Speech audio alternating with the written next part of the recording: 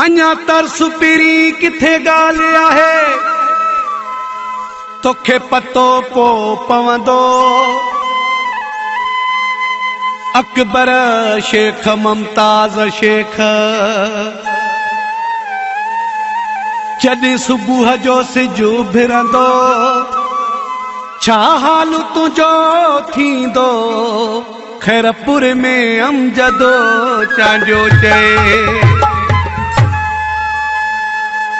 अञा हफ़्तो महीनो गुज़रे ॻाल्हि ॻोठ खां ॿाहिरि निकिरे तोखे मेहणा मिलंदा हज़ार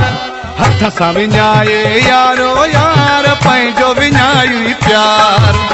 हथ सां विञाई यारो यार पंहिंजो विञाई प्यार अञा हफ़्तो महीनो गुज़रे ॻाल्हि ॻोठ खां ॿाहिरि निकिरे तोखे मेहणा मिलंदा हज़ार हथ सां विञाए यारो यार पंहिंजो विञाई प्यार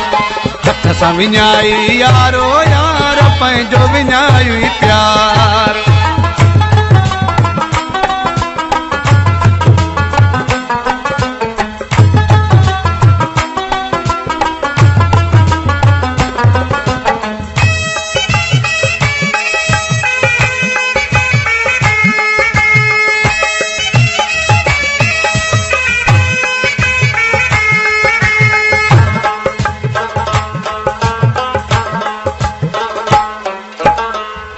रुसण जी ख़बर ई नाहे तोते मुंह ते नज़र ई नाहे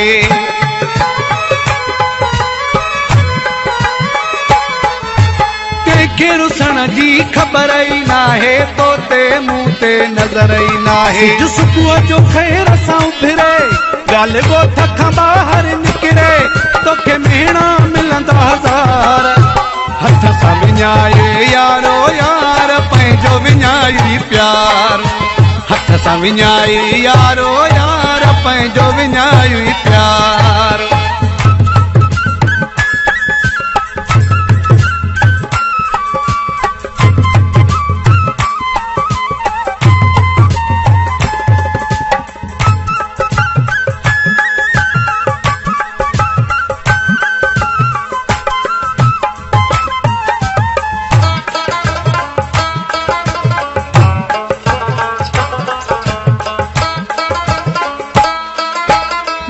रखियो आहे तोखे सुखनि में काथे रहियो आहीं तूं दुखनि में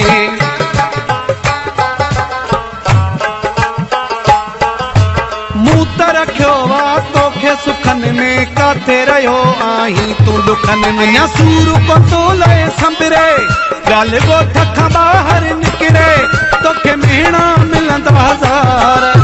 हथ सां विञाए यारो यार पंहिंजो विञाई प्यार हथ सां विञाई यारो यार पंहिंजो विञाई प्यार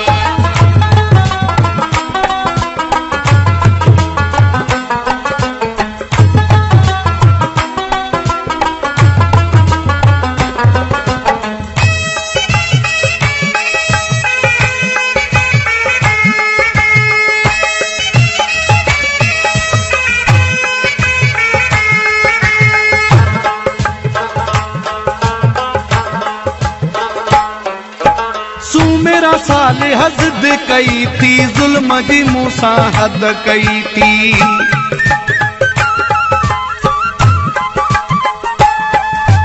सू मेरा साल हद कई थी जुल्म जी मूंसां हद कई थी समाणू दुखियो को टकरे